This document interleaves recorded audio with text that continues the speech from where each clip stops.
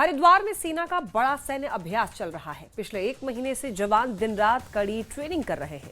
हिमालय क्षेत्र में युद्ध के हालातों में रणनीतिक कौशल को ज्यादा कारगर बनाने के लिए यह अभ्यास चल रहा है। देखिए रिपोर्ट।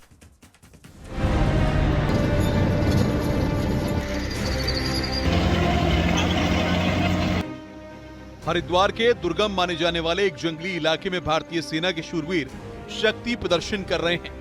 युद्ध जैसे हालातों में किस तरह दुश्मन को पटखनी देनी है, कैसे उसके हौसले को तोड़ना है, उसके लिए भारतीय सेना का युद्धाभ्यास जोर शोर से चल रहा है। आसमान में उड़ रहे हेलीकॉप्टर की गड़गड़ाहट दूर तक सुनाई पड़ रही है। टैंक की गर्जना के साथ पूरा इलाका गूंज रहा है। विपरीत हालातों में नदी को पार करते हुए टैंक अपने मिशन की तरफ बढ़ता जा रहा है। हमारा जो फॉर्मेशन है रैम डिवीजन, उसका यहाँ पर पिछले 1 महीने से ट्रेनिंग चल रहा है। इतनी ज़्यादा टेक्नोलॉजी, इतने ज़्यादा इक्विपमेंट के बावजूद भी जो सबसे ज़रूरी चीज़ है वो है ट्रेनिंग। यानी कि हमारी इन सभी हथियारों को, इन सभी टेक्नोलॉजी इक्विपमेंट को इस्तेमाल करने में महारत हासिल करना। पिछले करीब 1 महीने से वेस्टर्न कमांड के जवान दिन रात अभ्यास कर पसीना बहा रहे हैं। हिमालय क्षेत्र में युद्ध की स्थिति में अपनी दक्षता परखने के लिए सुरक्षा बलों की एक कड़ी ट्रेनिंग है, जिसे रैम प्रहार का नाम दिया गया है। चीन हो या पाकिस्तान, दोनों मोर्चों पर ऊंचाई वाले इलाकों में संघर्ष के हालातों के बीच कैसी रणनीति असरदार रहेगी, वो इस युद्धाभ्यास के जरिए दिखाने की कोशिश की गई है। जो हमारी कैपेबिलिटी है उसको अपनी ट्रेनिंग के जरिए और बढ़ा सकें, और जो टास्क हमें मिला है, और ये टास्क बहुत महत्वपूर्ण है। आप सब लोग जानते हैं कि ऑप सिंदूर में हमने दुश्मन को बहुत क्षति पहुंचाई थी, बहुत नुकसान पहुंचाया था, पर हम ये भी जानते हैं कि दुश्मन शायद अपनी हरकतों से बाज ना आए और दोबारा कोई ऐसा काम करे कि हमें फिर ऑपरेशन करने की जरूरत पड़ी।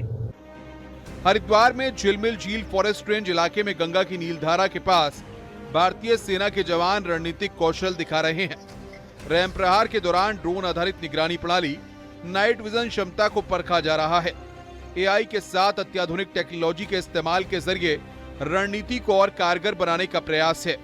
हरिद्वार से पुलकेश शुक्ला के साथ bureau report, news 18, UP Uttarakhand. Deoghar का प्रसिद्ध अट्ठे मटन अब राष्ट्रीय पहचान की ओर एक बड़ा कदम बढ़ाने जा रहा है। स्थानीय स्वाद, अनोखी पकाने की जो पद्धति है और पारंपरिक मसालों की वजह से ये मटन सालों से लोगों को खूब पसंद आ रहा है।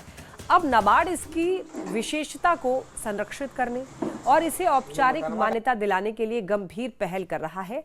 इसी उद्देश्य से अट्ठे मटन को जीआई टैग दिलाने की तैयारी चल रही है। नाबार्ड का ये मानना है कि ये टैग देवघर जिले की सांस्कृतिक पहचान और ग्रामीण अर्थव्यवस्था को नया आयाम देगा। झारखंड के यानी देवघर के अट्ठे मटन को विश्व प्रसिद्ध करने की तैयारी चल रही है। दरअसल देवघर के अट्ठे मटन को जीआई टैग दिलाने की कवायद शुरू हो गई है। तमाम कागजातों को तैयार कर लिया गया है। अब बारी है देवघर के अट्ठे मटन को विश्व तक पहचान दिलाने की। इस वक्त हम ऐसे दुकान पर हैं जो अट्ठे मटन बनाते हैं।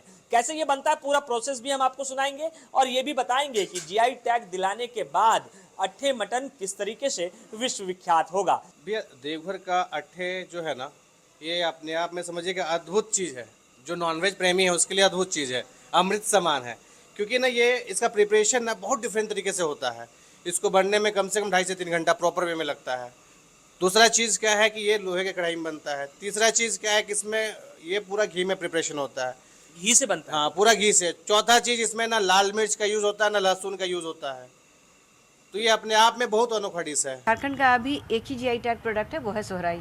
आज जो किताब रिलीज हुई आप देखेंगे, उसमें हमने पूरी तरह सोहराई को भारत के कोने कोने तक पहुंचाने की कोशिश की है। इसके अलावा 8 ऐसे प्रोडक्ट हैं जो मुझे तुरंत याद आ रहा है। वो है कि हमारा भगिया सिल्क, कुचाई, कार्नी शॉल, एक स्वीट टैमरिंड, इसके अलावा अट्ठे मटन, 5 अट्ठे मटन भी है। हाँ, अट्ठे मटन भी है। जो यहाँ कारीगर हैं, जो मालिक हैं, वो बताते हैं कि इस अट्ठे मटन को सिर्फ देवघर या रांची ही नहीं बल्कि विदेशों में भी लोग जानने लग गए हैं और वहां से भी जब लोग झारखंड आते हैं तो इस मटन का स्वाद लेते हैं।